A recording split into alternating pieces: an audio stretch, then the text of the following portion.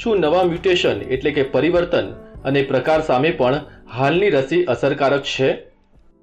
હજી આપે જે આપણો જે સવાલ છે એ એવો સવાલ છે કે ખરેખર એના વિશે સંશોધનો થવાના બાકી છે.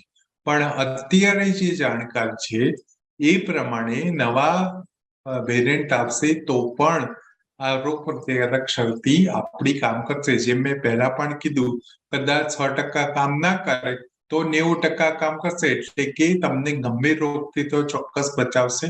આ વખતે પણ બીજી લહેરમાં પણ એ જમાવ્યું કે જેમને રસી લઈ લીધી હતી, કોણે લીધી હતી? કે જે ડોક્ટર હોય, પોલીસ હોય, ફ્રન્ટ લાઈન વર્કર્સ જે આપણે કહીએ છીએ, એ લોકો બધા લીધી અને 60 વર્ષથી ઉપરના.